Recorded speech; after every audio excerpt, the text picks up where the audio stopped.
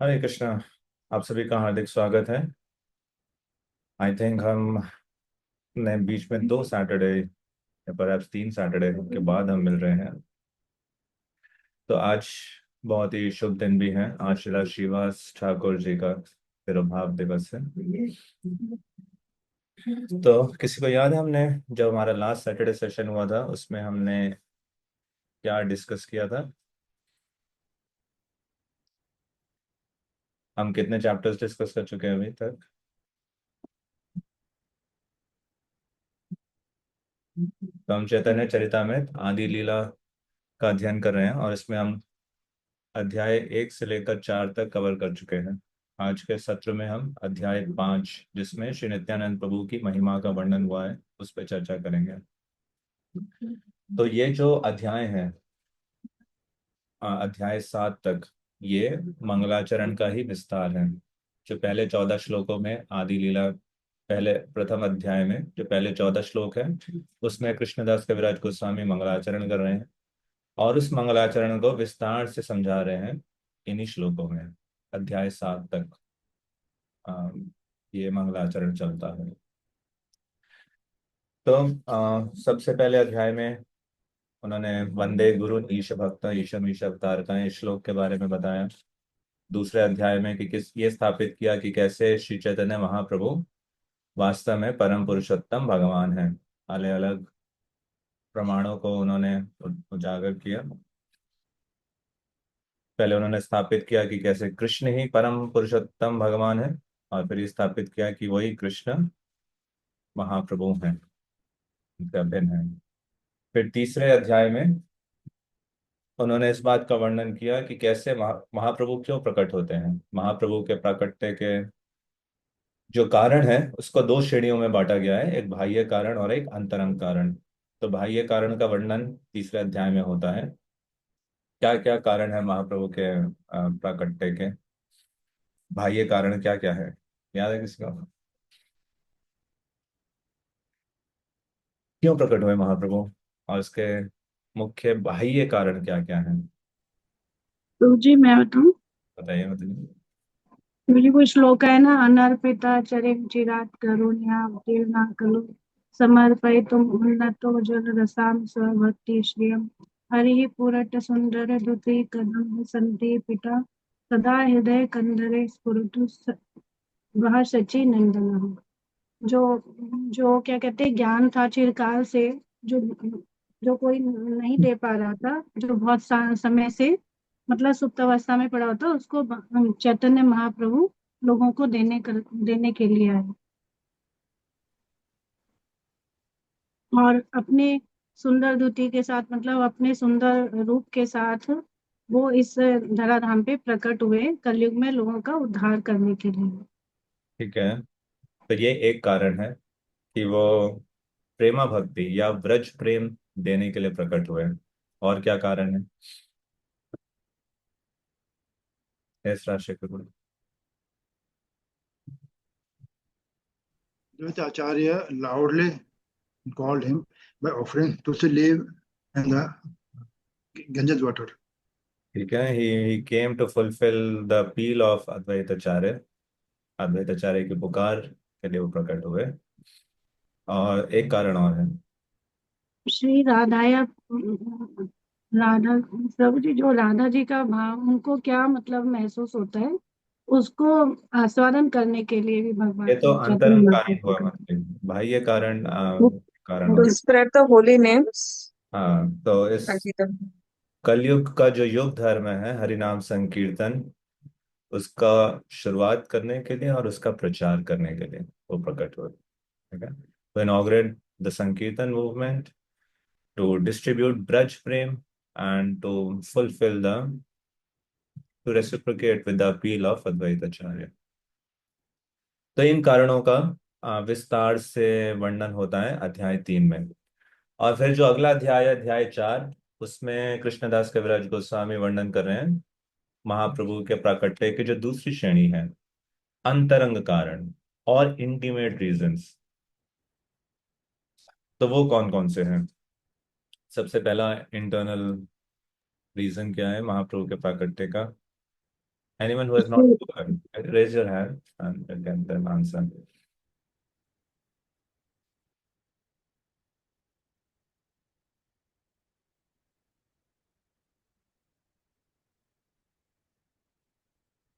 Yes Babita Madhuri. हाँ जी प्रभु जी। अ, वे जानना चाहते थे कि उनके कौन से ऐसे गुण हैं जिनको राधा रानी जिससे उनको इतना अधिक प्रेम करती हैं। ठीक है। और और और फिर वो किस किस भाव में, मतलब वो इतनी प्रसन्न होती हैं कि वो किस तरह से उनके अपने माधुर्य से किस तरह से उनके गुणों का आस्वादन करती हैं, और फिर उनको जो सुख मिलता है उन गुणों का आस्वादन करके इसका अनुभव करने के लिए, ये उनके अंतरंग कारण बताए थे, 3 कारण। ठीक है, और क्या बताना चाहेंगे?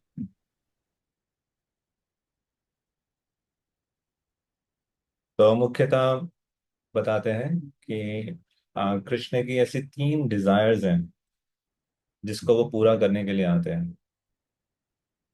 कृष्णा की 3 अनफुलफिल्ड डिजायर्स हैं जिनको पूरा करने के लिए महाप्रभु का रूप में वो प्रकट होते हैं। तो पहली डिजायर क्या है कि राधा रानी के जो प्रेम है उसकी महिमा को समझने के लिए।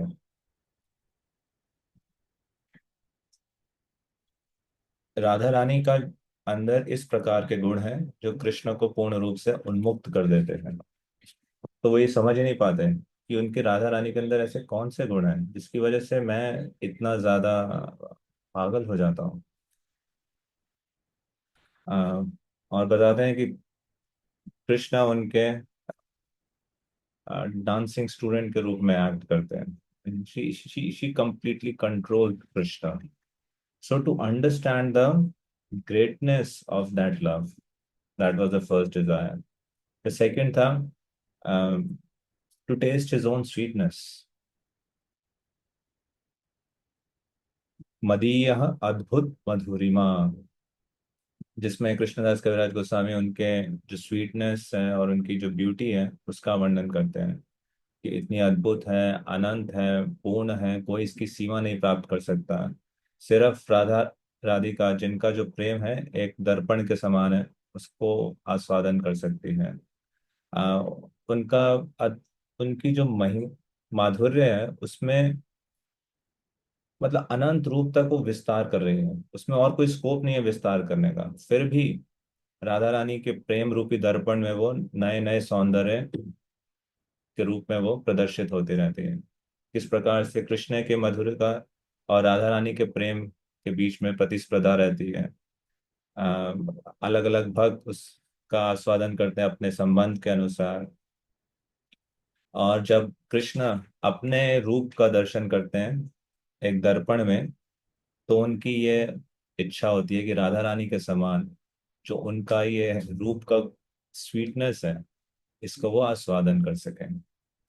तो अपनी खुद की स्वीटनेस को टेस्ट करने के लिए महाप्रभु के रूप में आते हैं। और कृष्ण की जो थर्ड डिजायर है वो क्या है? राधा रानी का जो आनंद है उसको अनुभव करने के लिए। जो राधा रानी का प्रेम है उसके फलस्वरूप उनको जो आनंद प्राप्त होता है वो कृष्ण के आनंद से भी करोड़ों गुना ज्यादा आनंद है। परंतु रसिक शेखर तो कृष्ण है। तो फिर वो उस आनंद को अनुभव करने के लिए महाप्रभु के रूप में प्रकट होते हैं। तो ये था अध्याय 4 में इसी के ऊपर वर्णन किया कृष्णदास कविराज गोस्वामी ने। तो ये करने के बाद अब अध्याय 5 के अंदर लेट मी शेयर स्क्रीन।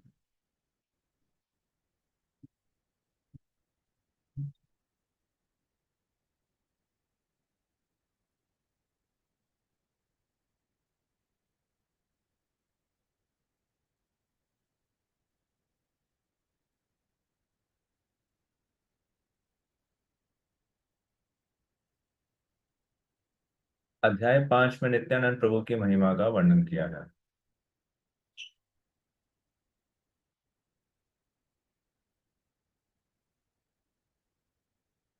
तो नित्यानंद प्रभु कौन है? नित्यानंद प्रभु की कृपा की क्या महिमा है, इसका विस्तार से वर्णन कृष्णदास कविराज गोस्वामी इस अध्याय में करते हैं। और साथ ही साथ जो आप देखेंगे मंगलाचरण, मंगलाचरण के जो पहले 14 श्लोक हैं उसमें श्लोक संख्या 7 से लेकर 7, 8, 9, 10 और 11, इन 5 श्लोक में नित्यानंद प्रभु की महिमा का वर्णन हुआ है। तो ये पूरा का पूरा जो अध्याय है, ये आदि लीला प्रथम अध्याय के जो श्लोक संख्या 7 से लेकर 11 तक इसके ऊपर आधारित है। श्लोक संख्या 7 क्या है? संकर्षण कारण तो यशाई गर्भोदशाई च पयोदशाई शेषैश्च यस्यांश कलास नित्यानंदाख्य रामा शरणं ममस्तु।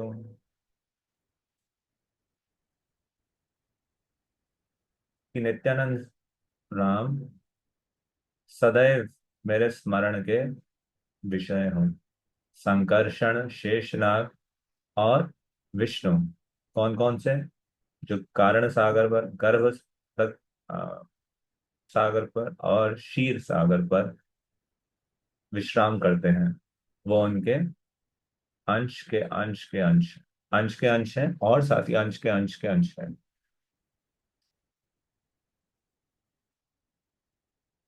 तो इस प्रकार से 7 से लेकर 11 तक जो श्लोक हैं प्रथम अध्याय के, ये नित्यानंद प्रभु के विषय में है। और ये पूरा का पूरा अध्याय, अध्याय 5, इन्हीं श्लोकों का विस्तार है।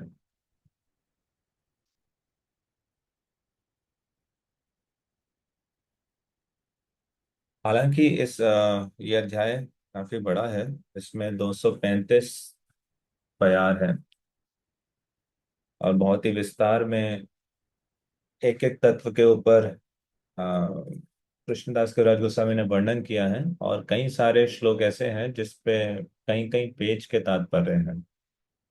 बहुत ही सुंदर, बहुत ही अद्भुत यह अध्याय है। तो संक्षिप्त में इसका एक पहले ओवरव्यू चर्चा कर लेते हैं और उसके बाद कुछ कुछ हम श्लोक को थोड़ा और डिटेल में डिस्कस करेंगे। तो इस अध्याय के पहले 6 श्लोकों में तो नित्यानंद प्रभु को प्रणाम किया है और उनसे प्रार्थनाएं अर्पित की हैं। वंदे अनंताद्भुत ऐश्वर्यं श्री नित्यानंदम ईश्वरम यस्य इच्छया तत्स्वरूपम अज्ञेनापि निरूप्यते। वंदे मतलब वंदना करना। किनको वंदना कर रहे हैं? श्री नित्यानंद राम, श्री नित्यानंदम ईश्वरम, जो नित्यानंद ईश्वर है और उनके अनंत अद्भुत ऐश्वर्य हैं। नित्यानंद प्रभु को कैसे समझा जा सकता है? अज्ञेनापि निरूप्यते, यस्य इच्छया तत्स्वरूपम। यस्य इच्छया, सिर्फ नित्यानंद प्रभु की इच्छा से उनका जो स्वरूप है, यानी उनकी जो आइडेंटिटी है, अज्ञेनापि, एक अज्ञे व्यक्ति भी निरूप्यते, समझ सकता है।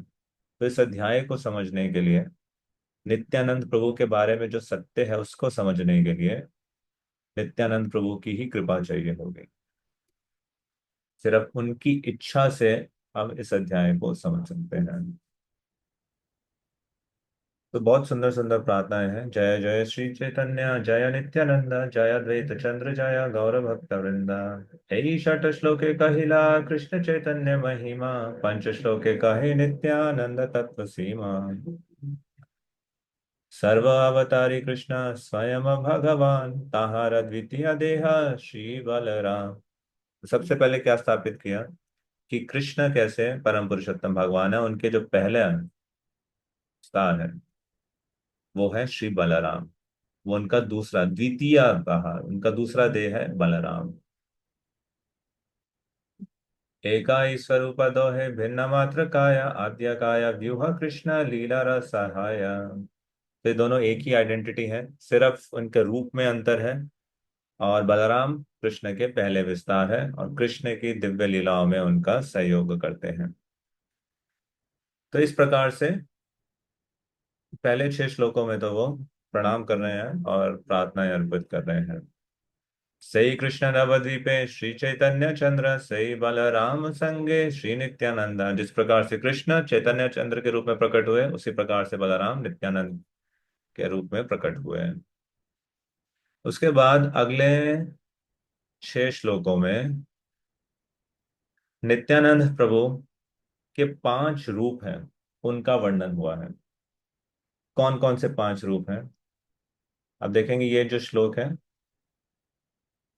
ये अभी हमने पढ़ा, ये मंगलाचरण का ही श्लोक है। संकर्षण कारण तो ये शाही गर्भोदशाई च तो ये जो श्लोक की रचना की थी शिला स्वरूप दामोदर गोस्वामी ने की है नित्यानंद प्रभु को प्रणाम करने के लिए। ये 7वां श्लोक है मंगलाचरण का। श्री बलराम गोसाई मूल संकर्षण पंचरूपधरी करेण कृष्ण सेवन। तो बलराम मूल संकर्षण है और वो 5 रूप धारण करते हैं किसके लिए? कृष्ण की सेवा करने के लिए। संकर्षण के आप देखेंगे, एक मूल संकर्षण है और एक आदि संकर्षण है।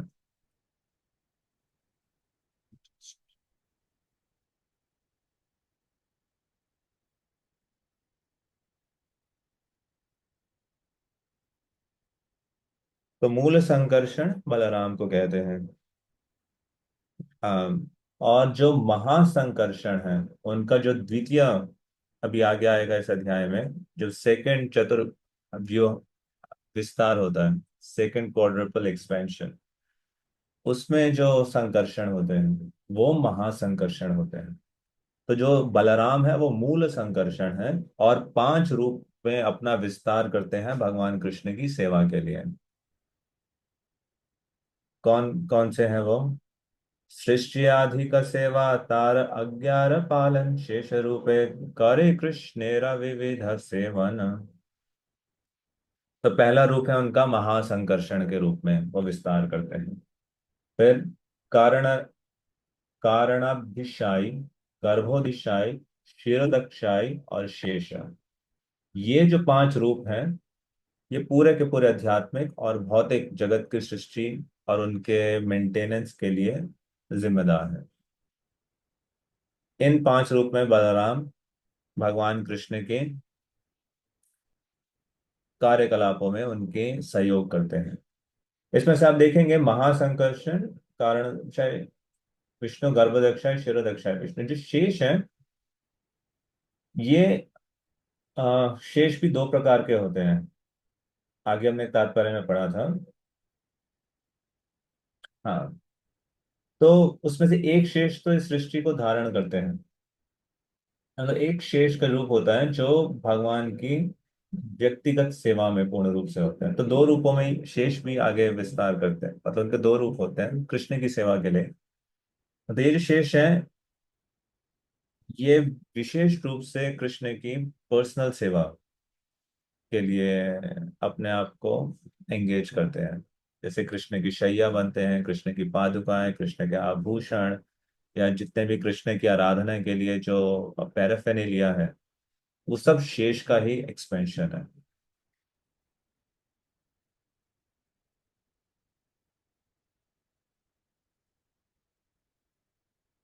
इन सभी रूपों में कृष्ण की सेवा के दिव्य आनंद का अनुभव करते हैं वही बलराम नित्यानंद है, गौर सुंदर के संगी।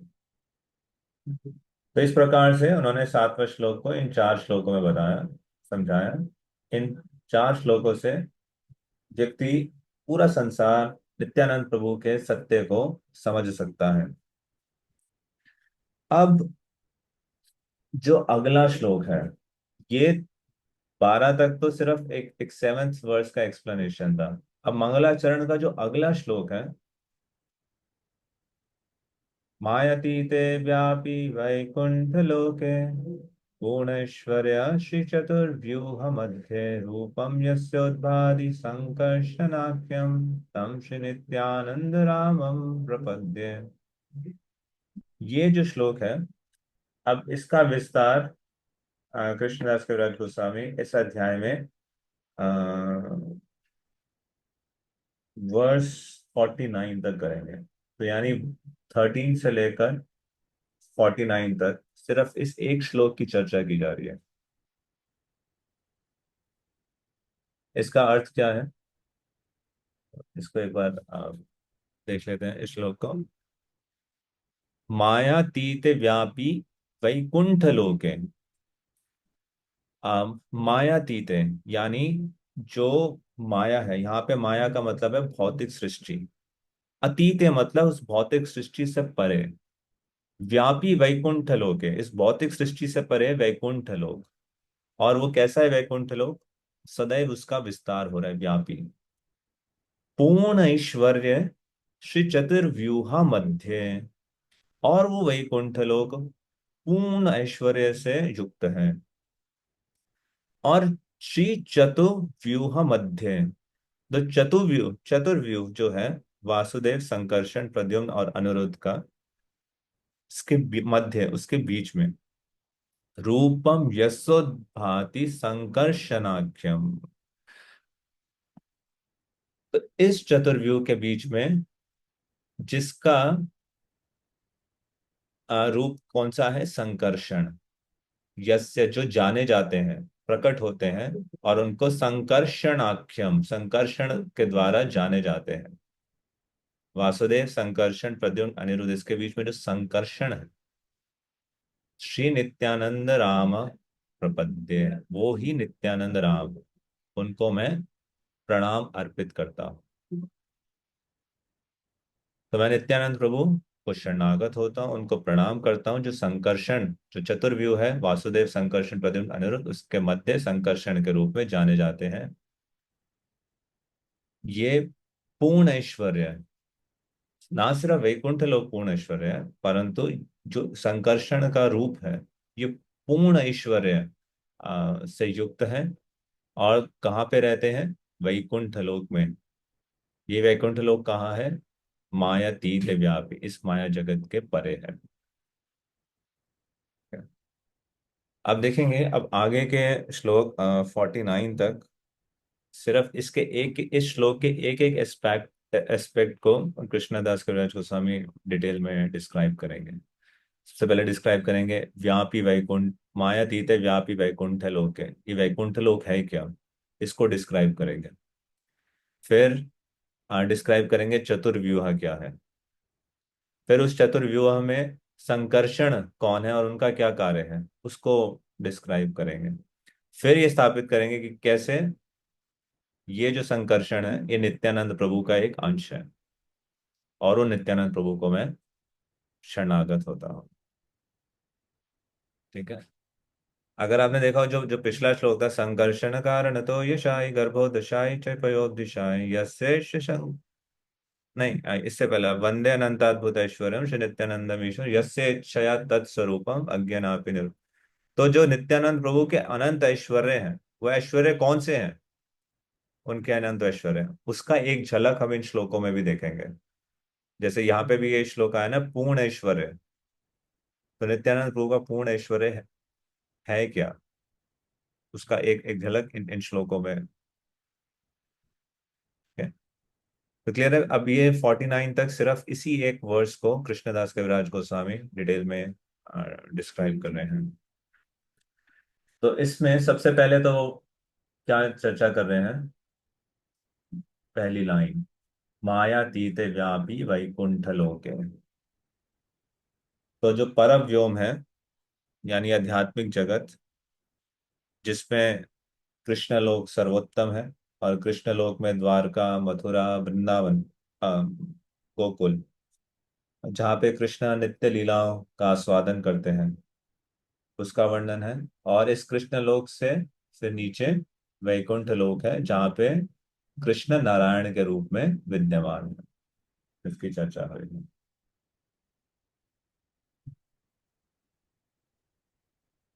इस भौतिक जगत से परे परव्योम है आध्यात्मिक जगत। हम ये एक्चुअली पर जब हम पढ़ रहे थे तब भी हमने डिस्कस किया था, तो इसलिए मैं इस पर भी बहुत डिटेल में नहीं जा रहा। सिर्फ ट्रांसलेशंस ट्रांसलेशंस देख रहे हैं।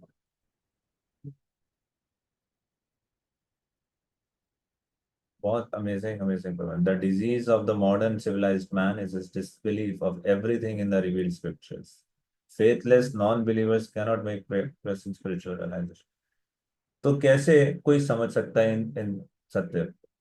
अगर कोई बोले कि अभी तो हमें इस संसार से परे भी चीजों को नहीं पता,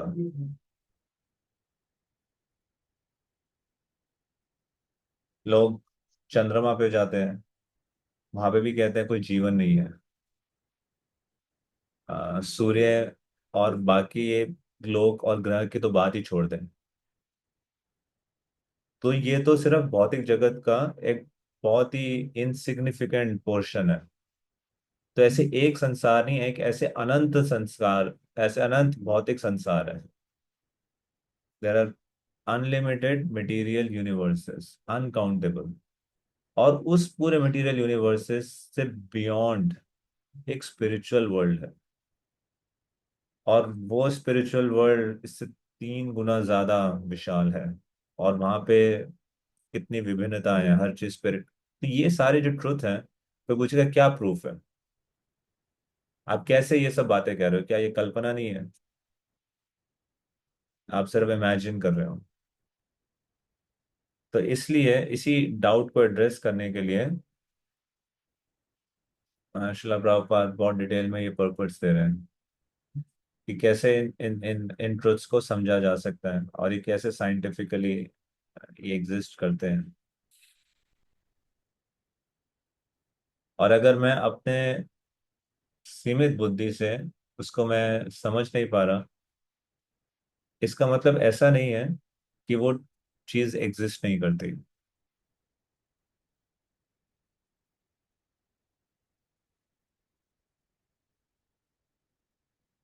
और ऐसे ट्रुथ्स को समझने का क्या प्रोसेस है, उसका यहाँ पे डिस्क्रिप्शन हुआ है। इस प्रकार से जो वैकुंठ लोक है, सर्व विद्यमान है, अनंत है, परम है और भगवान कृष्ण के निवास स्थान है। उसके 3 डिविजन्स हैं कृष्ण लोक में। उस आध्यात्मिक जगत में भी एक आध्यात्मिक लोक है जिसका कृष्ण लोक है। उस कृष्ण लोक में भी 3 श्रेणी में वो डिवाइड हुआ है, द्वारका, मथुरा और गोकुल। और उस गोकुल में जो सर्वोच्च लोक है वो है ब्रज। उसको ब्रज से जाना जाता है, या गोलोक से, या श्वेत द्वीप से, या वृंदावन से। तो श्वेत द्वीप भी 2 है आध्यात्मिक जगत में। कृष्ण लोक में जो हाईएस्ट लोक है, उसका भी एक नाम श्वेत द्वीप है। भौतिक संसार में भी एक श्वेत द्वीप। और जिस प्रकार से भगवान कृष्ण का जो दिव्य शरीर है, गोकुल भी सर्व विद्यमान है, अनंत है, परम है। It expands both above and below without any restriction। अजीब गोस्वामी इस बात को स्थापित कर रहे हैं कि वो जो लोग हैं कृष्ण लोक आध्यात्मिक जगत में, जब भगवान प्रकट होते हैं, उन लोग वो सारे जो लोग हैं, they can move, they can expand, they are transferable from one place to another. So वो सारे लोग इस पृथ्वी पर आते हैं उस लोक में। और पृथ्वी पे जो तीर्थ स्थान है, गोलोक है, मथुरा है, द्वारका है, उसमें कोई अंतर नहीं है। जिस प्रकार से भगवान, क्योंकि हम आध्यात्मिक वस्तु नहीं देख सकते, भगवान एक मैटर की फॉर्म में हमारे सामने प्रकट होते हैं, अर्श विग्रह के रूप में। उसी प्रकार से ये जो सारे तीर्थ स्थान है, चाहे ये कृष्ण के निवास स्थान है, ये पूर्ण रूप से चिन्मय है। क्योंकि हम इन अभी चिन्मय चीजों को साक्षात्कार नहीं कर सकते, देख नहीं सकते, ये एक मैटर की फॉर्म में हमारे सामने प्रकट होते हैं। But these are the same abode and there is no difference. और कैसे इनको हम फिर रियलाइज कर सकते हैं, वो विजन कैसे आएगा इनको देखने का, उसको डिस्क्राइब करते हैं नरोत्तम दास ठाकुर ने जो अपने भजन में लिखा है। जितनी मात्रा में हम विषय भोग की वासना को त्यागेंगे, उतनी मात्रा में हम इन धाम का जो आध्यात्मिक स्वरूप है उसको साक्षात्कार कर पाएंगे। तो सिर्फ प्रेमा भक्ति से इन धामों का जो वास्तविक आध्यात्मिक स्वरूप है उसको हम समझ सकते हैं। इसे लिखा है, when one completely gives up the mentality of lording it over material nature, one's spiritual vision develops proportionately to one's giving up the debased mentality of unnecessarily enjoying matter. Matter से जितना अनासक्त होंगे, स्पिरिट से जितना आसक्त होंगे, only then one can realise their spirit. और उसका जो विधि है वो क्या है? साधना भक्ति या प्रमाणिक गुरु की शरण लेना, उनकी डायरेक्शंस को फॉलो करना। The patient cannot indulge in the bad habit and at the same time expect to be cured by the physician.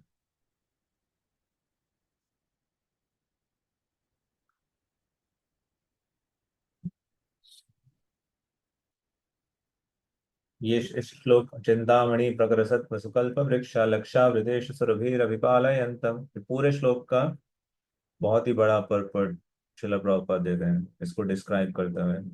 इस पर्पट में स्पिरिचुअल वर्ल्ड को इतना डिटेल में डिस्क्राइब किया हुआ है, कैसे जो वैकुंठ निवासी हैं उनके कैसे कॉम्प्लेक्शंस हैं, उनके शरीर की बनावट कैसी है, किस प्रकार के वस्त्र पहनते हैं।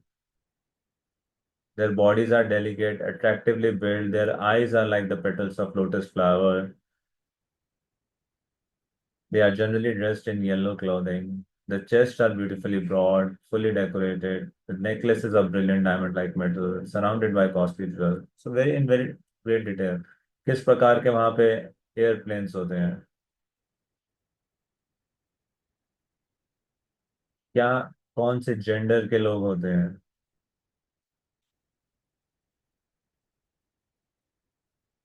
तो हम देखेंगे very very long purple describes it.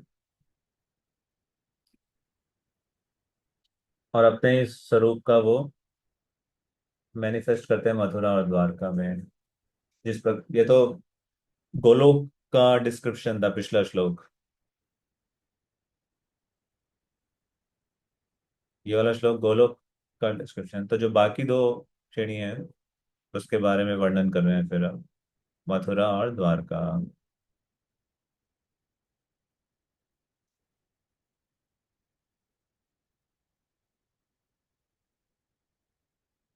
तो मथुरा और द्वारका में बताते हैं भगवान कृष्ण चतुर्भुज रूप में अपना विस्तार करते हैं, और वो जो चतुर्भुज रूप है, क्षमा कीजिए, चतुर्भुज रूप नहीं, चतुर्व्यूह क्वाड्रपल फॉर्म में जो एक्सपेंशन करते हैं, उन फॉर्म्स के माध्यम से उन लोगों में वो लीलाएं संपन्न करते हैं।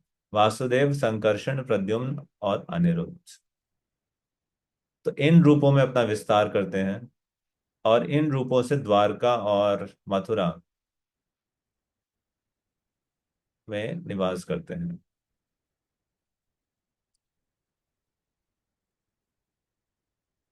तो सिर्फ ये तीन जगह हैं, द्वारका, मथुरा, गोकुल, जहां पर भगवान कृष्ण अपनी अनंत लीलाएं संपन्न करते हैं अपने निजी संगों के साथ।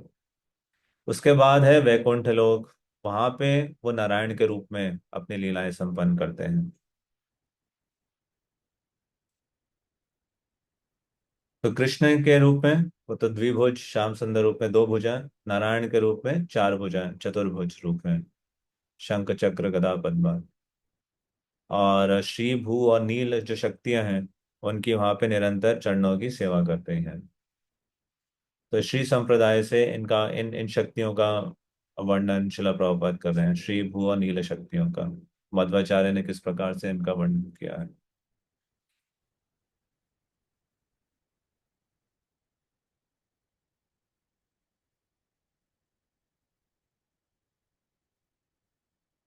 चार प्रकार की मुक्तियां, और फिर ब्रह्म सायुज्य मुक्ति का वर्णन किया है। तो ये वर्णन करने के बाद तो पहले कृष्ण लोक का वर्णन किया जिसमें तीन श्रेणी में भागा बटा हुआ है। उसके नीचे वैकुंठ लोक है, अनंत वैकुंठ लोक है जहाँ नारायण रूप में कृष्णा विद्यमान है। और उसके बाद क्या है? सिद्ध लोक। ये जो कृष्ण के दिव्य शरीर की कांति है, ब्रह्म ज्योति, उसका वर्णन है। तो जो जिनको सायुज्य मुक्ति प्राप्त होती है वो इस सिद्ध लोक को प्राप्त करते हैं, ये वैकुंठ लोक के ठीक बाहर, सिर्फ दिव्य ज्योति में, उसको कहते हैं सिद्ध लोक। तो इन ये सायुज्य मुक्ति प्राप्त किसको होती है, फिर उसका वर्णन आता है। भगवान कृष्ण में मन लगाने के अलग अलग तरीके हैं।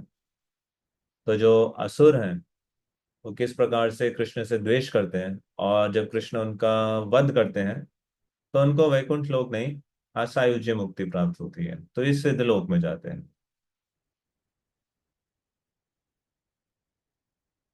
और इसको समझने के लिए सूर्य और सूर्य की रोशनी इसका उदाहरण देते हैं।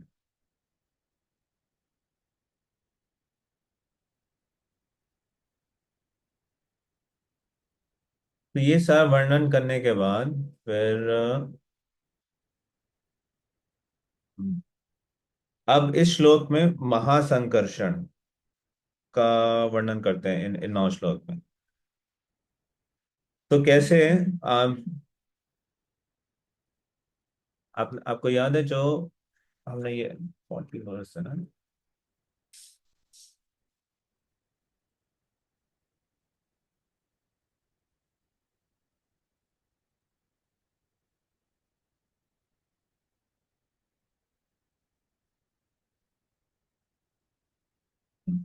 तो अभी तक के फर्स्ट लाइन का डिस्क्रिप्शन हो रहा था, मायातीत व्यापी वैकुंठ लोक है।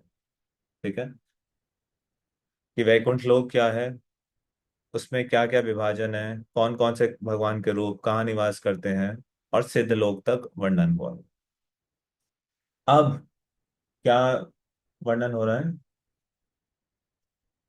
पूर्ण ऐश्वर्य श्री चतुर्व्यूह मध्य।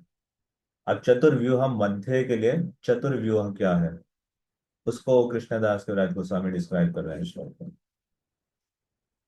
तो इन 9 श्लोकों में 10 श्लोकों में 40 to 49, the spiritual sky on the 4 sides of. तो एक चतुर्व्यूह तो हमने पहले डिस्क्राइब किया। फर्स्ट एक्सपेंशन कब होता है, जिसमें कृष्ण लोक में अलग अलग रूप में भगवान विस्तार करके विद्यमान है, वासुदेव, संकर्षण, प्रद्युम्न, अनिरुद्ध। याद है, अभी पिछले श्लोक में आया था। तो वो तो सिर्फ कृष्ण लोक में था। अब जो सेकंड एक्सपेंशन है, वासुदेव, संकर्षण, प्रद्युम्न, अनिरुद्ध, ये वैकुंठ लोक में निवास करता है। और यहाँ पे श्री बलदेव रिप्रेजेंट होते हैं महासंकर्षण के रूप में। जो फर्स्ट एक्सपेंशन था वो मूल संकर्षण, जो सेकंड एक्सपेंशन है उसमें संकर्षण को महासंकर्षण बोलते हैं।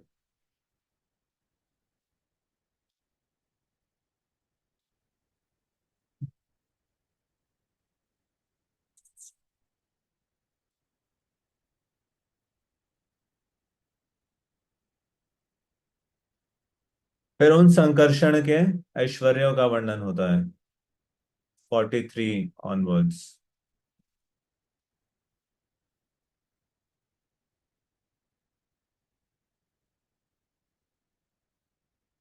The 6 attributes are all spiritual. Know for certain they are all manifestation of the opulence of Sankarshan.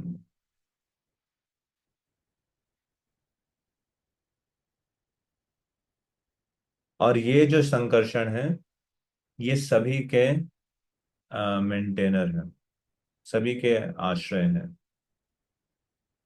सभी जीवों के। Sankarshan is the original shelter of the Purusha, from whom this world is created and whom it is dissolved. तो निष्कर्ष क्या है,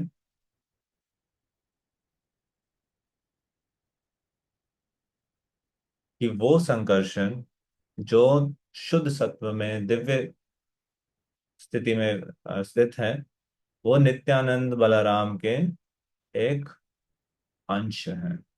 तीनों 11 अंश से ही नित्यानंद राम। तो ये संकर्षण नित्यानंद बलराम के एक अंश है।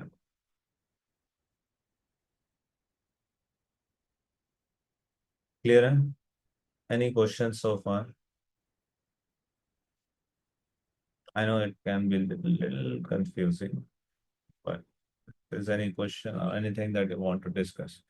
तो ये 49 वर्ष तक सिर्फ उस जो नित्यानंद प्रभु के बारे में 5 श्लोक उन्होंने रचित किया मंगलाचरण में, उसका सेकंड श्लोक का डिस्क्रिप्शन था।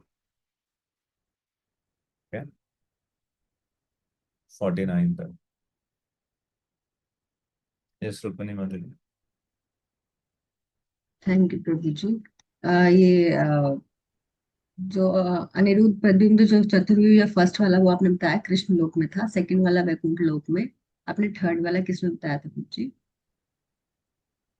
नहीं, दो ही चतुर्व्यूह 2 बार एक्सपैंड होते हैं, थर्ड वाला है नहीं। ठीक, थैंक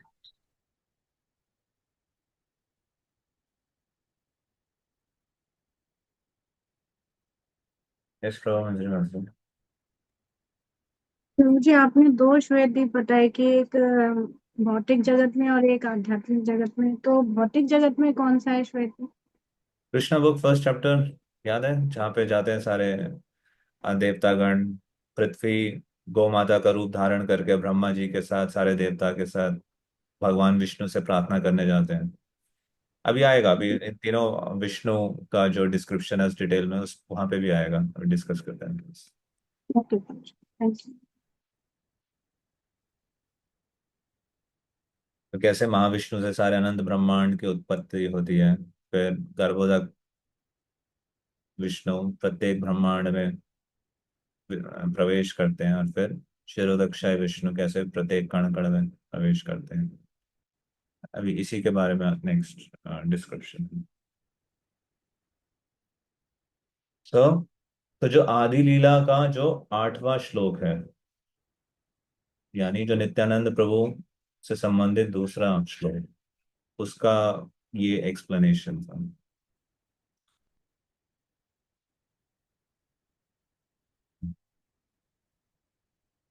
अब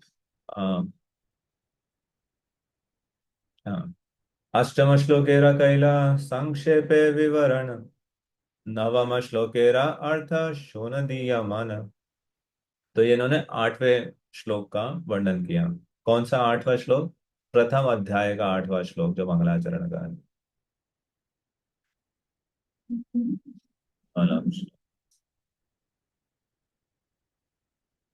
ये मंगलाचरण का श्लोक है।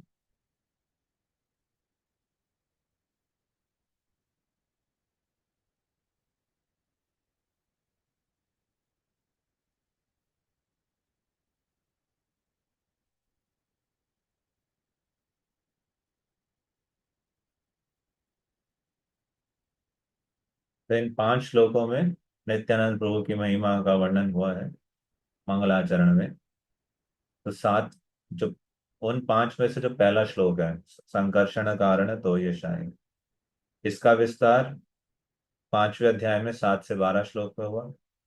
उसके बाद नेक्स्ट ये है, तो देखा हमने 49 वर्स तक डिस्क्राइब किया, 13 to 49 ये डिस्क्राइब हुआ। अब ये डिस्क्राइब करने के बाद अब जो नेक्स्ट है ये वाला वर्स,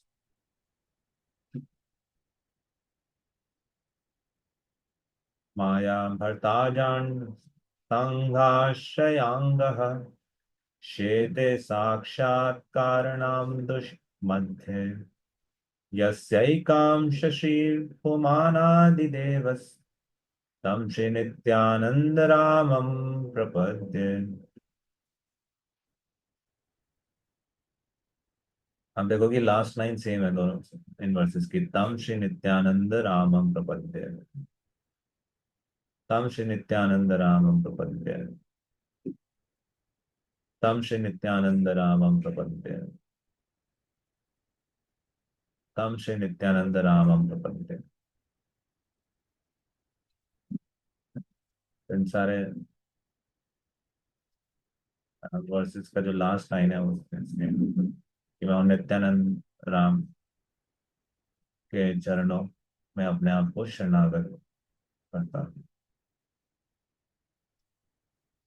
ये वर्स डिस्क्राइब करने का था। अब इस वर्स पे आने, माया भरता जांड संघाशयांगः शेत साक्षात् कारणम कारणम बोधि मध्ये यस्यैकांश पुमानादिदेवस्तम श्री नित्यानंद राम। तो माया भरता मतलब जो माया जिनकी सेवा करती है, यानी माया के स्वामी। अजंड संगः, अंड यानी जो अंड की शेप में है, क्या है? अज अंड संगः, कई प्रकार के जो पूरे ब्रह्मांड है। इसको याद है, अगर ब्रह्म संहिता याद की थी वहां पे भी ये श्लोक आता है, जगदंड कोटि, है ना? तो आश्रय,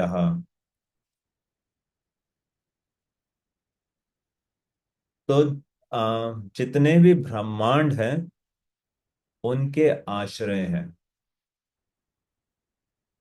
पहला बताया माया भरता, ये माया के स्वामी है, साथ ही साथ जितने ब्रह्मांड है उनको आश्रय देने वाले हैं।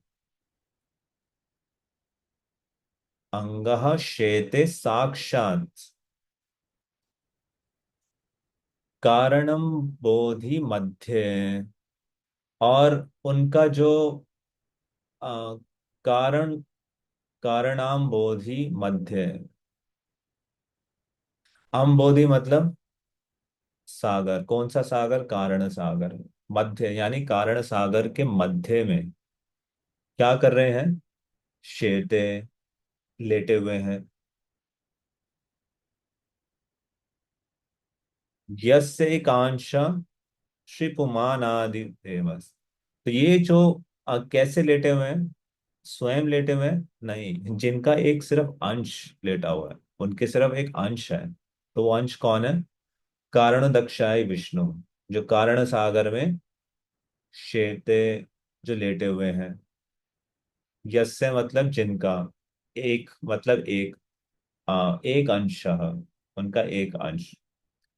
श्री पुमान, पुमान मतलब सावै पुंसा परो धर्मो यतो भक्ति रतो सुजय आतुकी अपयोगिनता अभिलाषा सु- हम्म। श्री पुमान, पुमान यानी परम पुरुषोत्तम। आदि देवस, जो आदि देव हैं, यानी जो आदि पुरुष हैं, जो सभी पुरुष अवतार के स्रोत हैं, आदि देवा।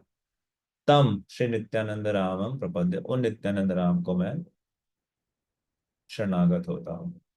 उन नित्यानंद राम को मैं शरणागत होता हूँ जो माया के स्वामी हैं, जो सभी ब्रह्मांड को आश्रय देने वाले हैं, जो अपने एक अंश से कारण सागर के मध्य में कारण दक्षाय विष्णु के रूप में लेटे हुए हैं, जो श्री पुमान आदि देवस, जो आदि देव है, और जो श्री पुमान जो परम पुरुषोत्तम है, उनको मैं प्रणाम कर रहा हूँ, उनको मैं।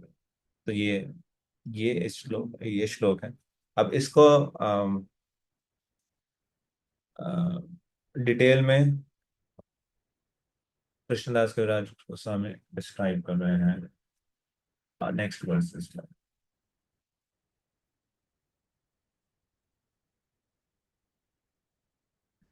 तो 50 से लेकर, अब 50 से लेकर 92 तक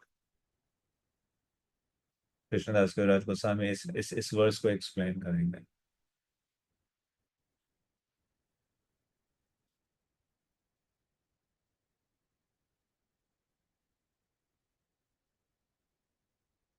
कैसे एक्सप्लेन कर रहे हैं? अगर आप ये श्लोक देखें दोबारा से, तो पहले 14 श्लोकों में तो वो इस चीज को एक्सप्लेन कर रहे हैं, आदि देवस, कि वो कैसे आदि देव है, वो पहले पुरुष हैं जो कारण सागर पे विश्राम कर रहे हैं, और साथ ही साथ वो इस पूरी सृष्टि के कारण है। तो जो कारण दक्षाय विष्णु या महाविष्णु है, वो किस प्रकार से प्रकृति पे दृष्टिपात करते हैं और उसको अपनी शक्ति से इन्फ्यूज करते हैं, और फिर वो जो प्रकृति है वो एक सेकेंडरी कारण बनती है इस सृष्टि की उत्पत्ति का। जो मूल कारण है श्री पुमान आदि देवस, वो महाविष्णु है, और वो महाविष्णु एक अंश है नित्यानंद प्रभु के। ये डिस्क्राइब करेंगे, ठीक है। तो इन वर्सेस में क्या डिस्क्राइब हुआ है कि नित्यानंद प्रभु का एक अंश कौन है? महाविष्णु, ताड़ोदक्षाय विष्णु। तो वर्स 92 तक इस ये डिस्क्राइब हुआ है कि कार महाविष्णु कौन है, उनसे कैसे सृष्टि आती है, वो कैसे माया पे आ, अपने दृष्टिपात करते हैं, और उस दृष्टिपात के कारण माया कैसे एक्टिवेट होती है, और माया वो सेकेंडरी कारण बनती है इस सृष्टि का।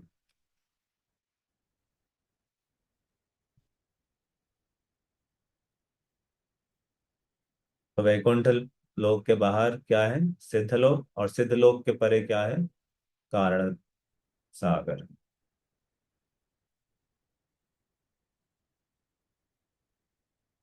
तो आप देखिए, इससे पहले क्या डिस्क्रिप्शन था पिछले वर्ष में? सारा का सारा आध्यात्मिक जगत। अब आध्यात्मिक जगत से आ रहे हैं भौतिक जगत में। तो भौतिक जगत की सृष्टि का कारण कौन बनता है? और भौतिक जगत के आ, में जितना भी मेंटेनेंस है, उसके कारण भी नित्यानंद प्रभु हैं। उनका सिर्फ एक अंश, और उनका अंश का अंश से पूरा का पूरा सृष्टि, भौतिक सृष्टि उत्पन्न हो रही है और मेंटेन हो रही है। तो वैकुंठ के चारों ओर क्या है? जल है।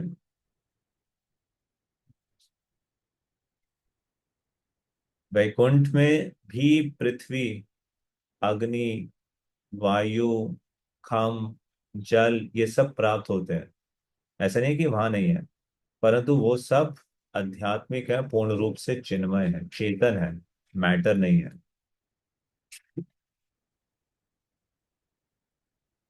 तो जो कारण है विष्णु का, जो जल है, वो ओरिजिनल कॉज है, इसलिए स्पिरिचुअल है। जो गंगा है,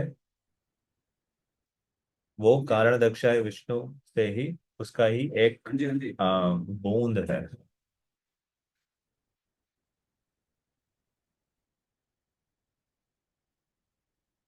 उस सागर में कौन रहते हैं?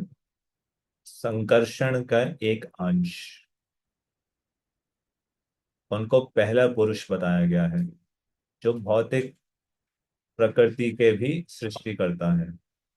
इस सारे ब्रह्मांड के वो कारण है, और अपने पहले पुरुष अवतार से वो माया पर दृष्टिपात करते हैं। माया शक्ति कारण सागर के बाहर है। माया आ, जो कारण जल है, कारणदक्ष, कारणोद्धायी, उस जल को स्पर्श नहीं कर पाते।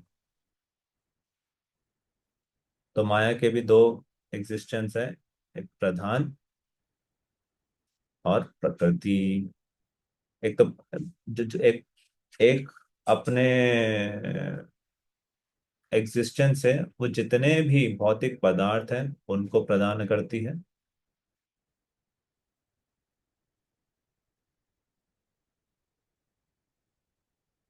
तो वो सारे भौतिक पदार्थ चेतन नहीं है, अचेतन है।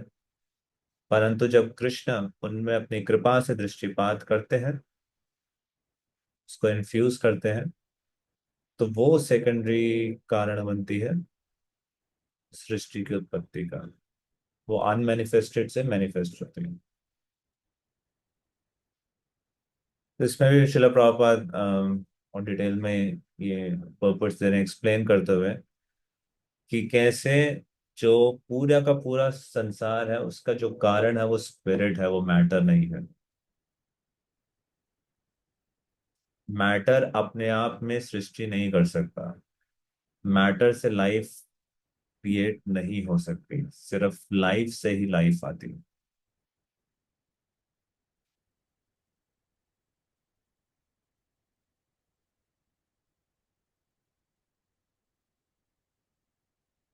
तो जो माया एस्पेक्ट है वो इमीडिएट कॉज है, अल्टीमेट कॉज नहीं है।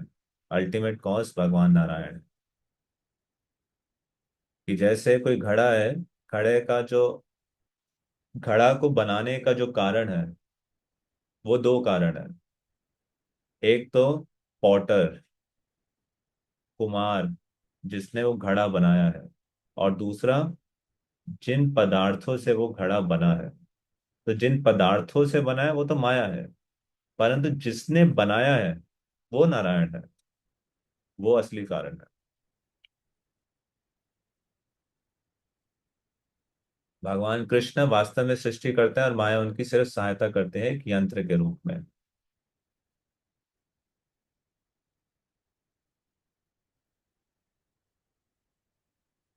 तो वर्ष 92 तक इस प्रकार से कृष्णदास कविराज गोस्वामी डिस्क्राइब करते हैं।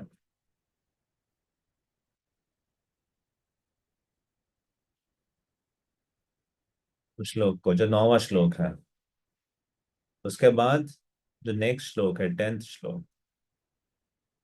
यस्यांशांशः शीलगर्भोदशायी यन्नाभ्य अब्जम लोक संघाटनालम लोकसृष्टु सूतिका धाम धातु तम श्री नित्यानंद राम प्रपद्ये। कितना क्लियर है? एनी क्वेश्चन सो फार? यस, Guruji, हरे वल्लभी माता कहते हैं। Hare Krishna. So, when you say that the air, water, fire, air, ether in the spiritual world is conscious, so that means they are living entities? Yeah, absolutely. Everything in spiritual world is a living entity. There's no dead matter. Everything. It's fully conscious. Everything is there. Even the time is there. But that time is unlike this time in the world. Their function is very different. The time in this world can create and can destroy. But there, the time is only to assist in the pastimes of the Lord. So there are also mornings, afternoon, evenings, night. But those morning, evening, nights does not take away the life of anyone. They are only there to assist the pastimes of the Lord. So, time is not absent in the spiritual world. It's there. Not at all. It is there. It's there, absolutely. Everything that we see in material world exists in its original pure form in spiritual world. Everything. It is not possible that something exists here and but is absent in spiritual world. It's a perverted reflection. It's a shadow. The real substance is spiritual. Rukmini माता। प्रभु जी, आपने बताया secondary cause बताते थे जब आप, तो मेरे को एक आया कि भगवान जो क्रिएशन करते हैं दैट इज अत्र, सॉरी अत्र सर्ग, सर्ग बोलते हैं उसको। तो लेकिन यहाँ पे आपने बताया कि सेकेंडरी क्रिएशन हो रही है, तो सेकेंडरी क्रिएशन तो ब्रह्मा जी के थ्रू होती है ना, तो यहाँ पे इसको भी आप मतलब सेकेंडरी बोल रहे हो, तो ब्रह्मा जी के थ्रू तो सेकेंडरी अफेक्ट होगी। क्रिएशन और सेकेंडरी कॉज में डिफरेंस है। अच्छा, कॉज, ओके ओके, We're ठीक, talking about secondary cause, not secondary creation. ठीक है। तो ये मतलब ये कॉज ही चल रहा है, मतलब देखा जाए तो वो तो क्रिएशन Yeah. हो रही है ना भगवान। बलराम जी से चतुर्व्यूह आ रहा है, दैट इज इन कृष्ण लोका, यू एक्सप्लेन जितना मैं समझ पाई। उसके बाद फिर से जो एक दोबारा से जो चतुर्व्यूह आ पा रहा है दैट इज इन वैकुंठा लोका। और ये सारा कॉज मतलब कैसे इसको समझ रहे हैं, मतलब समझ नहीं आ रहा कॉज और क्रिएशन, कारण और See, creation happens only in material world. There is no creation in spiritual world. Spiritual world is eternal. It is eternally existing. There is no creation, no destruction. So when we are talking about creation, we are referring only to the material world. So how this entire creation that consists of unlimited universes is taking place? It is not happening through Maya. Maya is only the secondary cause. It is providing ingredients. But the real cause is Narayan, that is spiritual being. That Narayan is only एक अंश of Nityananda Prabhu. Not even Narayan, Mahavishnu.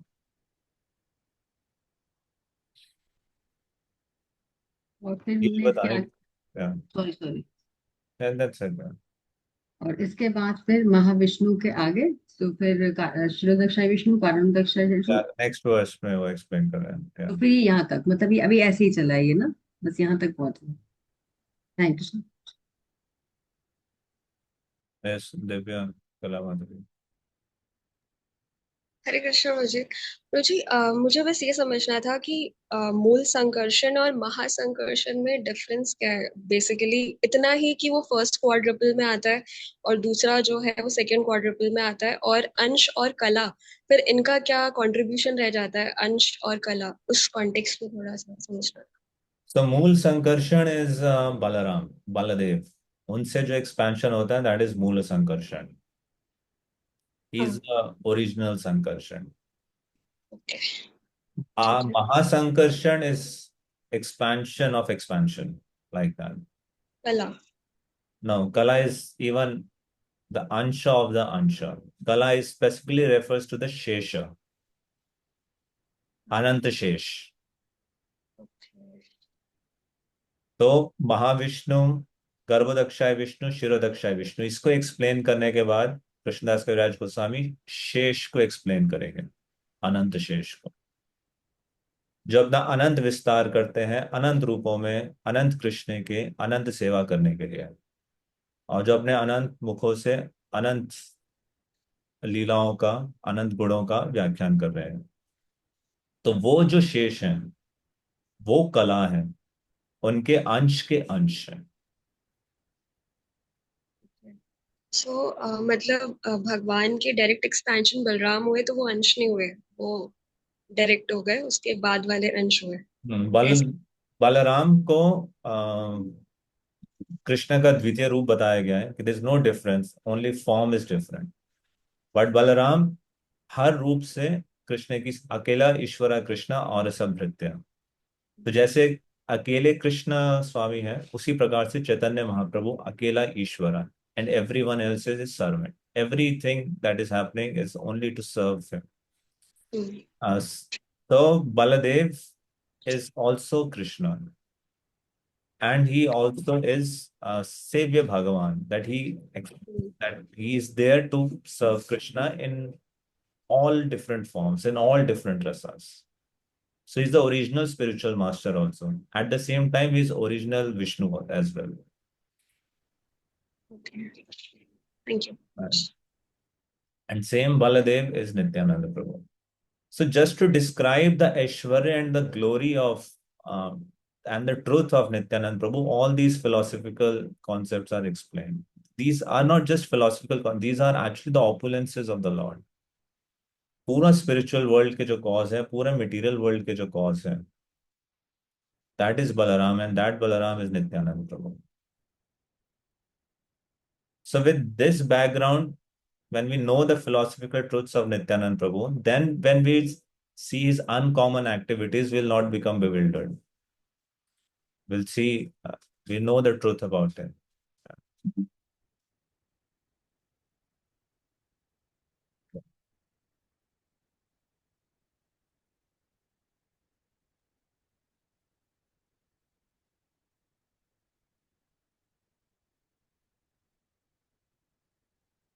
तो पहले कारणदक्षाय विष्णु के बारे में वर्णन था.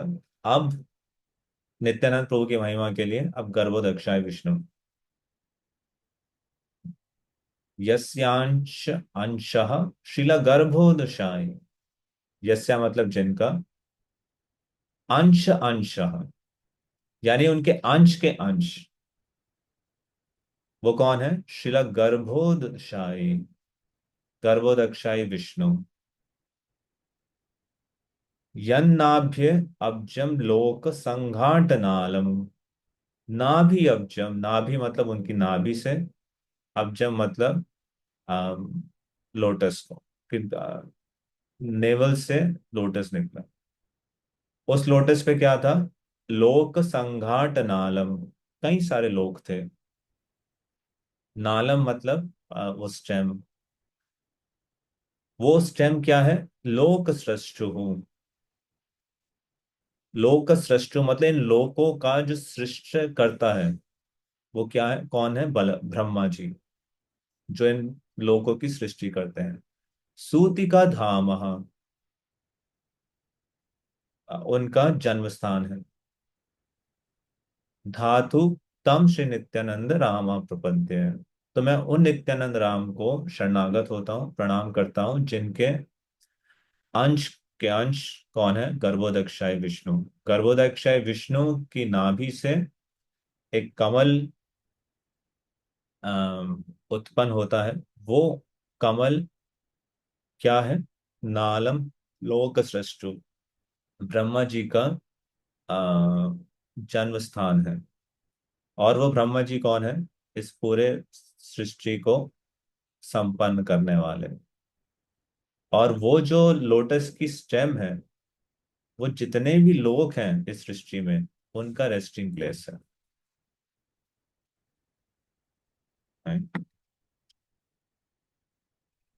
सो 108 वर्ष तक इसी वर्ष का एक्सप्लेनेशन है।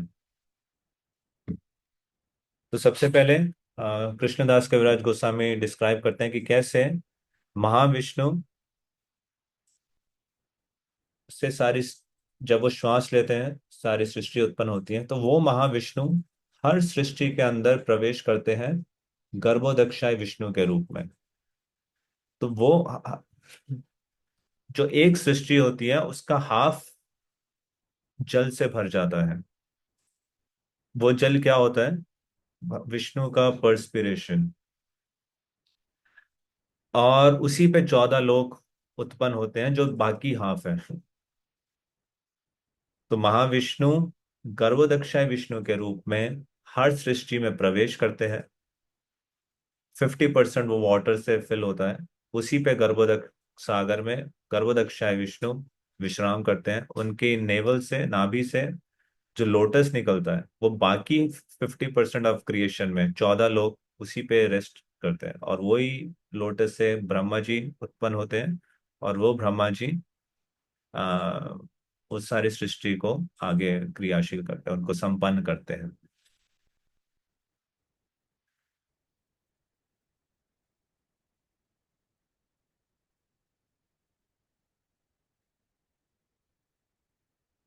फिर टाइम कम है, गोइंग फॉरवर्ड। एटलीस्ट हम एक बार ओवरव्यू कवर कर लेते हैं।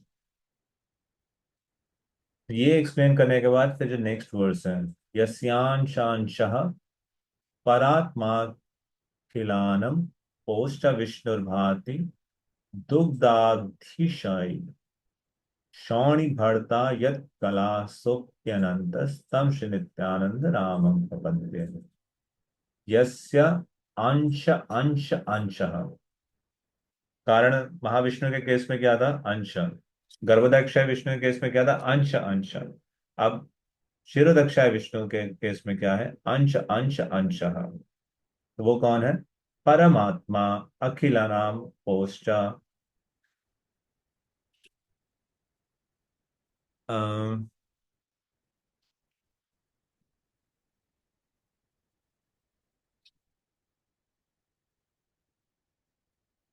क्या?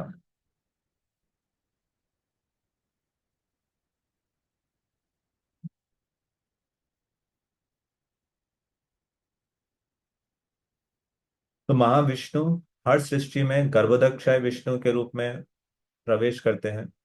उनसे फिर वो सृष्टि क्रिएट होती है। और फिर गर्भोदक्षाय विष्णु कण कण में परमात्मा के रूप में, शिरोदक्षाय विष्णु के रूप में प्रवेश करते हैं। वही इसके पोस्टा है। परमात्मा अखिलाना, जितने भी जीव हैं उनके परमात्मा के रूप में विष्णु आगे विस्तार उनके साथ रहते हैं। और वो कौन है? पोस्टा। इस पूरी सृष्टि को मेंटेन करने वाले परमात्मा है, पोस्टा है। और वो कौन है? दुग्ध दुग्ध अब्धिशायी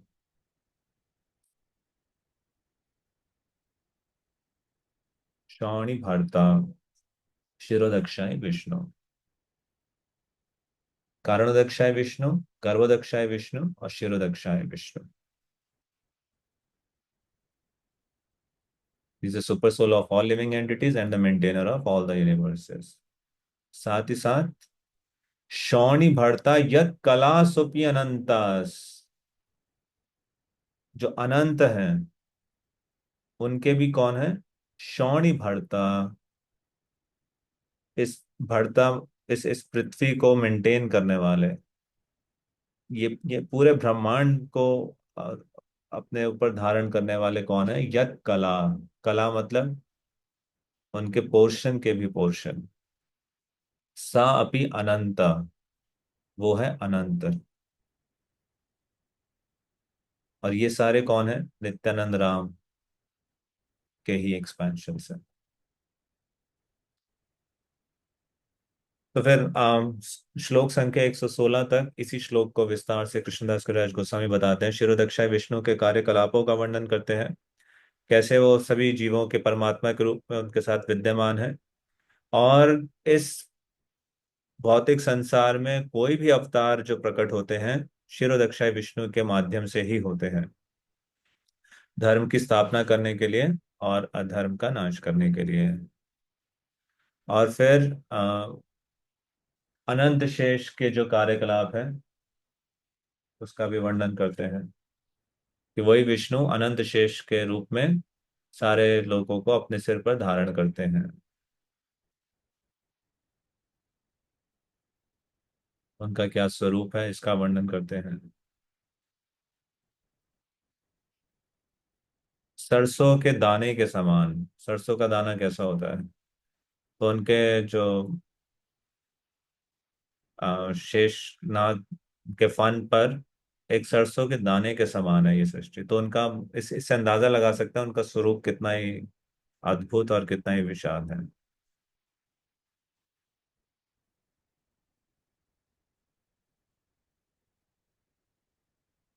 तो अब ये पैराग्राफ पढ़ेंगे 120। द लघु Bhagavatamrita gives the following: the sankarshan of the second group of quadruple form appears as Ram, taking with him Shesh, who bears the global sphere. There are two features of Shesh. One is the bearer of the globes and other is the bedstead servitor. तो शेष के भी दो रूप हैं। The Shesha who bears the globes is a potent incarnation of Sankarshan and therefore is sometimes also called Sankarshan। तो शेष को भी हम कई बार संकर्षण बोलते हैं। And the bedstead feature of Shesha always present himself as eternal servitor of the Lord। इनके शेष के बारे में बहुत सारी लीलाएं भी आती हैं। एक बार भगवान से पूछ रहे थे कि मैं कैसे इन सब के भार को उठाऊंगा। तो भगवान ने कहा आप चिंता मत करो, आप मेरे गुणों का वर्णन करो, जब आप मेरे गुणों का वर्णन पूरा कर लो तब आप नीचे रख देना। तो बताते तब से वो भगवान के गुणों का वर्णन कर रहे हैं और इसकी कोई सीमा ही नहीं है। With his thousand of mouth, he sings the glories of Lord Krishna, but although he always sings, he does not find an end to the qualities of the Lord।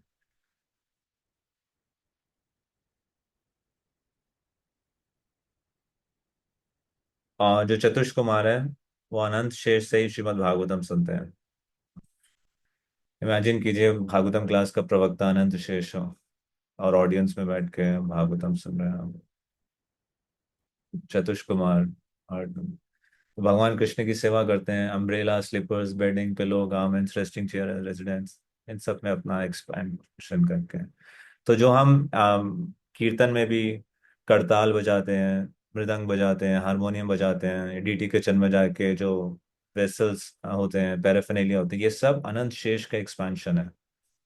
या आपके घर में जो भी भगवान को भोग लगाने के लिए प्लेट है, ये भगवान के वर्शिप के पैराफिनेलिया हैं, या भगवान के जो बेडिंग्स हैं, या भगवान को आपने जो क्लॉथ्स बनाए हुए हैं, वो सब अनंत शेष का विस्तार है। They are Sankarshan, those are expansions of Nityanand Prabhu actually।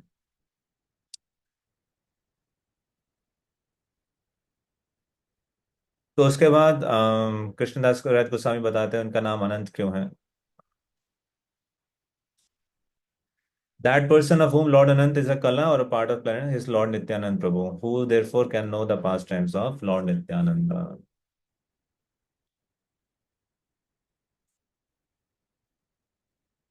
तो इन सब कंक्लूजन से हम देख सकते हैं कि नित्यानंद प्रभु का जो तत्व है उसकी कोई सीमा नहीं है। तो अगर नित्यानंद प्रभु को कोई अनंत कह रहे हैं तो इसमें कौन सी आश्चर्यचकित करने वाली बात है?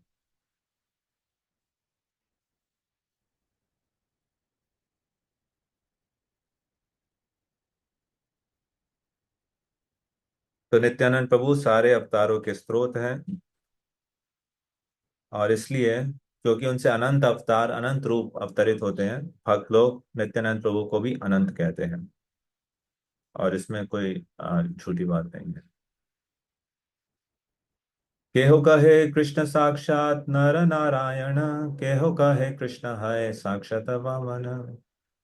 कुछ लोग कहते हैं कृष्ण साक्षात नर नारायण है, कुछ उनको वामन देव कहते हैं। कुछ लोग कृष्ण को विष्णु का अवतार बताते हैं। असंभव न है सत्य वचन सवाल। तो ये बताने के बाद कृष्णदास कविराज गोस्वामी नित्यानंद प्रभु किस किस रूप में चैतन्य महाप्रभु के रूप में सेवा करते हैं उसका वर्णन करते हैं कि नित्यानंद प्रभु सदैव इस दिव्य भाव से उन्मुक्त हैं कि वह चैतन्य महाप्रभु के सेवक हैं। और किन किन रूपों में सेवा करते हैं?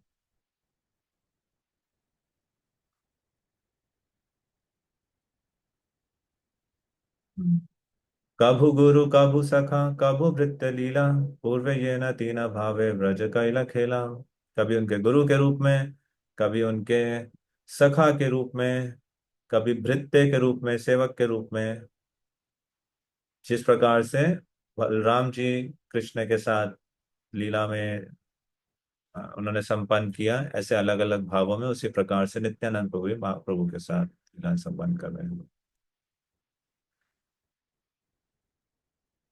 और ये वर्णन करने के बाद बताते हैं कि कैसे चैतन्य महाप्रभु एकमात्र परम ईश्वर हैं और सब उनके सेवक हैं। एकला ईश्वर कृष्ण आर सब भृत्या, यारे याचे ना चाहे से साक्षे करे नित्या। हे माता चैतन्य गोसाई एकला ईश्वर आर सब पारिषद के हो वाकिंग करा। इसी प्रकार से चैतन्य महाप्रभु एकमात्र ईश्वर है। ये सब वर्णन करने के बाद इस अध्याय के अंत में वो नित्यानंद प्रभु की कृपा का वर्णन करते हैं, जिसमें वो मीन केतन रामदास की जो घटना हुई थी उसका वर्णन करते हैं। तो वो घटना क्या है? बहुत प्रसिद्ध घटना है। तो श्री मीन केतन रामदास नित्यानंद प्रभु के नित्य पार्षद हैं, उनके सेवक हैं और दिव्य कृष्ण प्रेम में उन्मुक्त हैं। तो कृष्णदास कविराज गोस्वामी बताते हैं एक दिन वो मेरे घर पर आए, जहाँ पर संकीर्तन चल रहा था, 24 आवर कीर्तन था, और अपने दिव्य प्रेम उन्मुख भाव में वो उनके प्रांगण में बैठ गए और सारे वैष्णव जन उन्होंने उनको प्रणाम किया।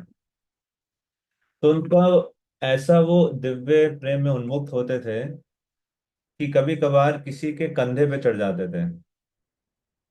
दिव्य प्रेम में उनको एक्सटर्नल कॉन्शियसनेस, एक्सटर्नल सिचुएशन का कुछ भी सूझबूझ नहीं था, वो इतने एब्जॉर्ब्ड होते थे उस out of that those emotions of love. कभी कभार किसी के कंधे पे चढ़ जाते थे, कभी कभार किसी को प्रणाम करते थे, कभी कभार उनके पास एक वंशी होती थी, फ्लूट, उस फ्लूट से कभी किसी को मारते थे और कभी किसी को थप्पड़ लगा देते थे, आराम से, प्रेम से। और उनके जो नेत्र थे सदैव कृष्ण प्रेम के अश्रुओं से आभूषित रहते थे, निरंतर अश्रु बहता रहता था। और जो अष्ट विकार हैं वो उनके शरीर पर सदैव उनको सुशोभित रहता था। कभी कभार वो स्तंभ हो जाते थे, कभी कभार जोर से नित्यानंद इतनी तेज चिल्लाते थे कि लोग अचंभित रह जाते थे। तो वहां पर जब आए थे तो एक ब्राह्मण था जिसका नाम था गुणाणव मिश्र। तो वो उस समय पुजारी की सेवा कर रहे थे।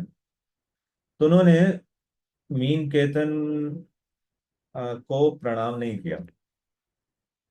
जो वो बाहर प्रांगण में बैठे थे, तो उन्होंने उनको प्रणाम नहीं किया। ये देखकर रामदास बहुत क्रोधित हो गए और उन्होंने बोला कि मैं यहाँ पे देखता हूँ दूसरा रोमहर्षण सूत, जिसने मुझे प्रणाम नहीं किया। आ, नहीं, जो रोमहर्षण सूत जिसने भगवान बलराम को प्रणाम नहीं किया था, उसी प्रकार से ये व्यक्ति भी है। एक्चुअली इसके पीछे आ, इसका बहुत इंटरनल साइकोलॉजी थी, वो डिटेक्ट कर गए थे। इन्होंने इनको प्रणाम नहीं किया, इसलिए दुख नहीं था कि मुझे प्रणाम नहीं किया। वो ये समझ गए थे कि मुझे प्रणाम क्यों नहीं किया, क्योंकि वो नित्यानंद प्रभु को नहीं मानते थे, क्योंकि वो उनके जो ईश्वर है नित्यानंद प्रभु, उनके प्रति रिस्पेक्टफुल नहीं थे, इसलिए उन्होंने इनको प्रणाम नहीं किया। He is not worried about कि मुझे प्रणाम नहीं किया। He could detect the mentality that he was carrying, that he did not believe in the glories of Nityanand Prabhu. So that's why he became very angry, क्योंकि मेरे ईश्वर को यहाँ पे इंसल्ट किया है। He did not show respect to him. तो ये पूरा का पूरा जो आइडिया उनको बिल्कुल भी पैलेटेबल नहीं था। तो इसलिए जो मीन केतन रामदास का जो बिहेवियर है, it was actually around love of Nityananda Prabhu. तो उन्होंने इस प्रकार से वो क्रोधित होकर वहां से चले गए।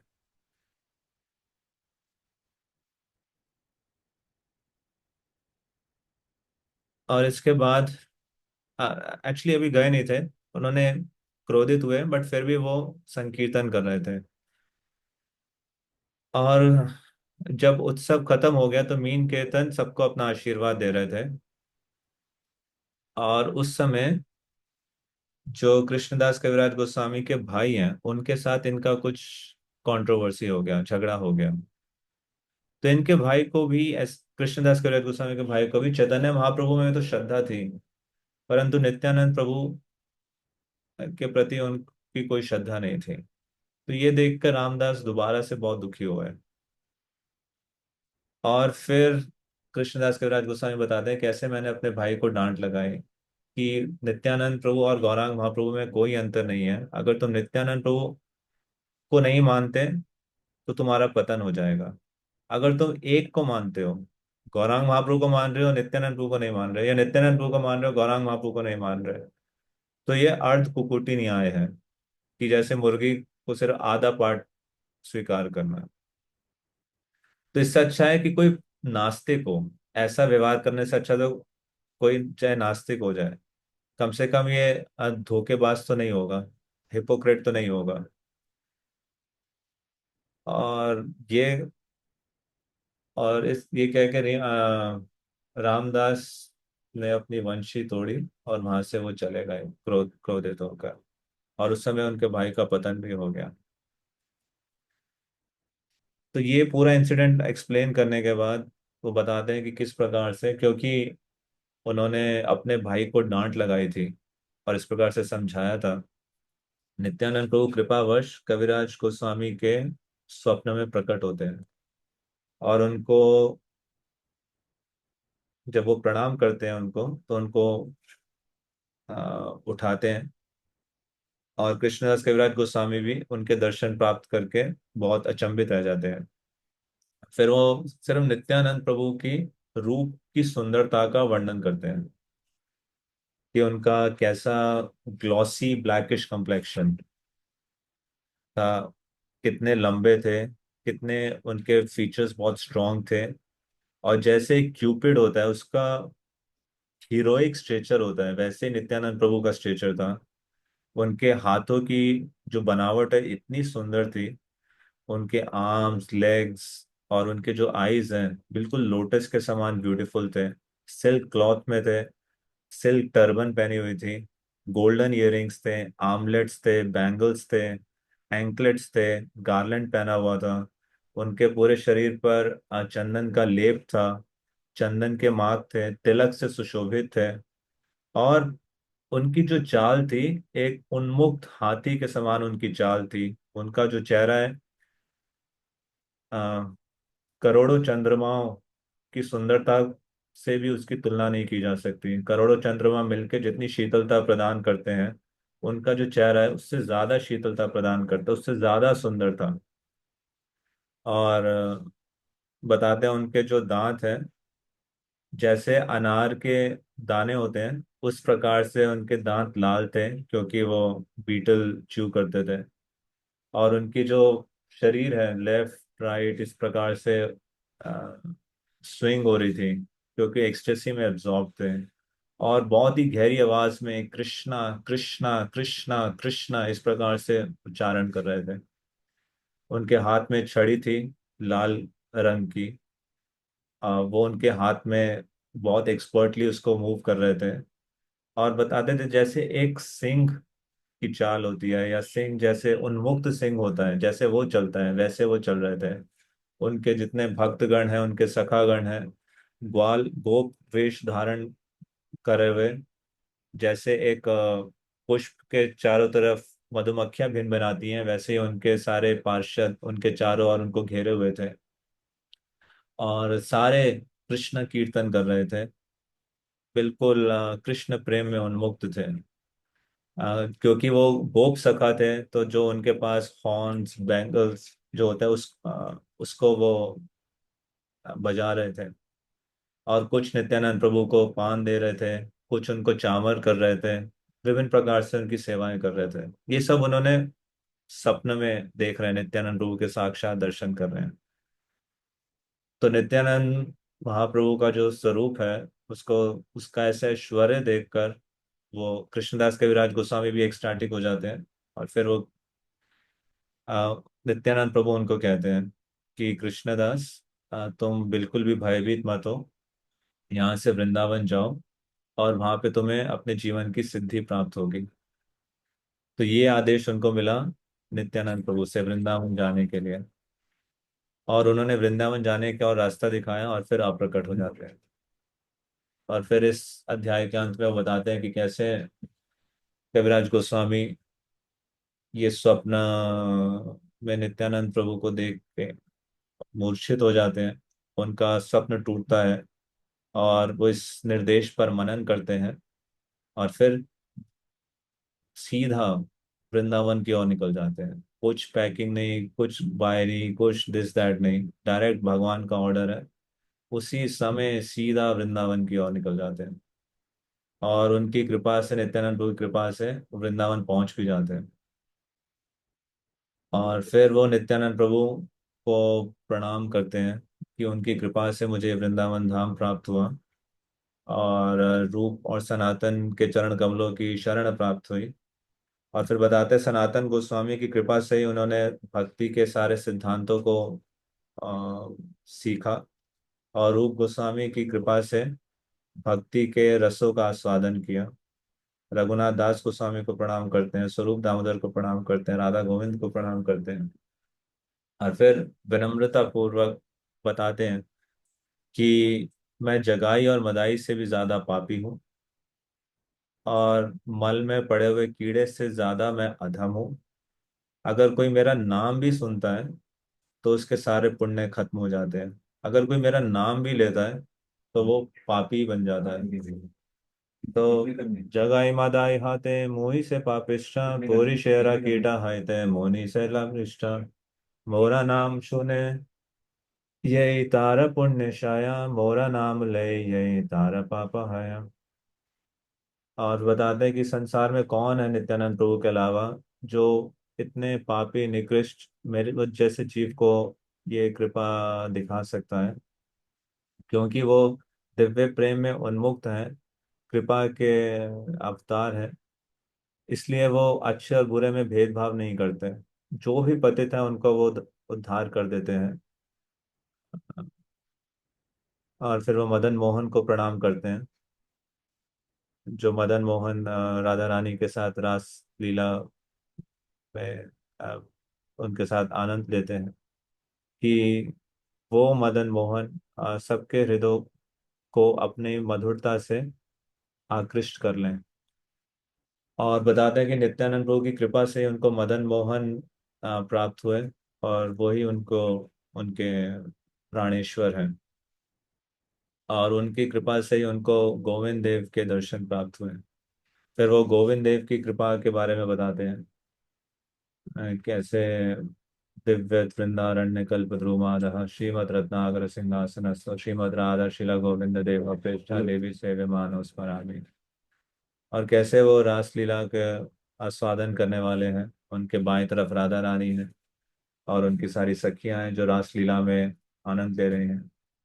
और कैसे वो सभी को आकृष्ट करने वाले हैं, 14 भुवन में जितने जीव हैं उन सबको वो आकृष्ट कर सकते हैं। और कैसे ब्रह्मा जी भी उनके अष्टादशाकर मंत्र से उनकी आराधना कर रहे हैं। यहाँ तक कि लक्ष्मी जी भी उनके माधुर्य से आकर्षित होती है। और फिर वही श्लोक वो बताते हैं, स्मेरां भंगी त्रय परिचितां साची विस्तीर्ण दृश्यम वंशी न्यस्ता धर्कशलयाम उज्ज्वलां चंद्रकेन गोविंदाख्यम हरिदनुमिता केशी तीर्थोपकंठे माँ प्रेक्षिश्चास्तव यदि सखे बंधु संगे स्थिरंगः। और वो किस प्रकार से ब्रजेंद्र सूत है, सिर्फ एक मूर्ख व्यक्ति उनको एक पत्थर समझेगा, और उसकी नारकीय मानसिकता है, जॉर्ज विग्रह को सिर्फ एक पत्थर समझता है। फिर वो वैष्णवों की महिमा का वर्णन करते हैं कि वृंदावन में जितने वैष्णव हैं वो सारे कृष्ण नाम में लीन है।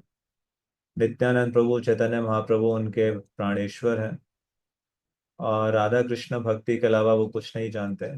सिर्फ नित्यानंद प्रभु की कृपा से मेरे को ऐसे वैष्णवों की रज प्राप्त हो सकती है, पद रेणु और पद छाया प्राप्त हो सकती है। और नित्यानंद प्रभु कहते हैं कि वृंदावन में सभी चीजें संभव है। सिर्फ ये उन्होंने पूरी की पूरी कथा अपने अपने लाइफ की ये इंसिडेंट, ये स्टोरी बताया। नित्यानंद प्रभु ने जो कहा था कि वृंदावन में हर चीज संभव है, इसको एक्सप्लेन करने के लिए। तो नित्यानंद प्रभु की जो महिमा है और उनके जो दिव्य गुण हैं, दे आर, उनको समझ पाना एक भौतिक बुद्धि से परे है। बताते हैं कि शेष जिनके हजारों मुखों से अनंत काल से वो इनका गुणगान कर रहे हैं, तब भी इसकी सीमा को लांघ नहीं सकते। नित्यानंद प्रभुर गुण महिमा अपार सहस्र वदन शेष नाही पाए यार।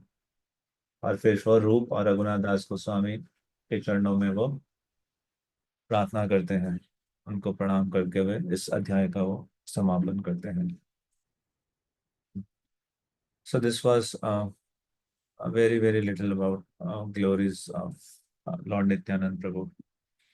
तो इसी को वो डिस्क्राइब करते हैं इस चैप्टर में कि नित्यानंद प्रभु का ट्रुथ, जो उनसे संबंधित इन्वोकेशन प्रेयर्स में 5 वर्सेस है, उसको वो डिटेल में एक्सप्लेन कर रहे हैं इस चैप्टर में। और फिर लास्ट में उनकी कृपा को दर्शाने के लिए अपनी लाइफ का इंसिडेंट एक्सप्लेन करते हैं कि कैसे उनके स्वप्न में आए और वो वृंदावन जाने के लिए भेजा। वृंदावन जाके उनके ऊपर जो उन्होंने कहा, वृंदावन में all things are possible.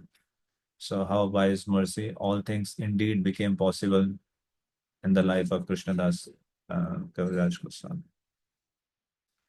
Okay, Shri Nityananda Prabhu की जय, श्रील प्रभुपाद की जय, श्री चैतन्य चरितामृत की जय। इसका कोई क्वेश्चन है तो पूछ सकते हैं, all the time is up.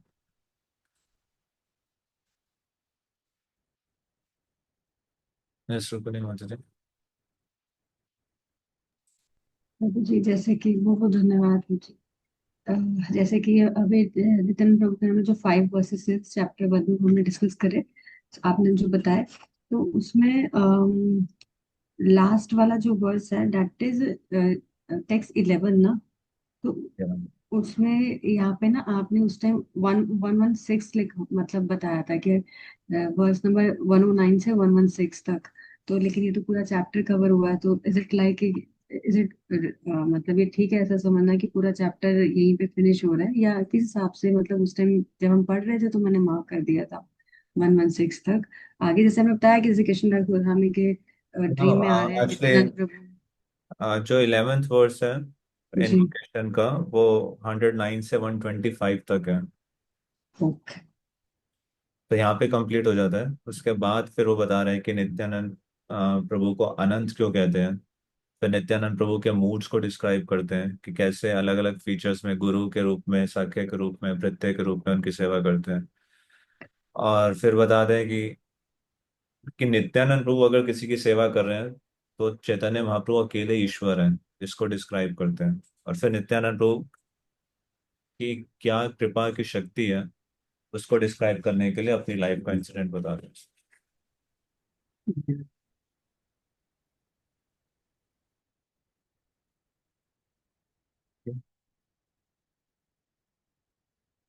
Anything else? Okay, Hare Krishna, thank you very much. Shri Nityananda Prabhu की जय।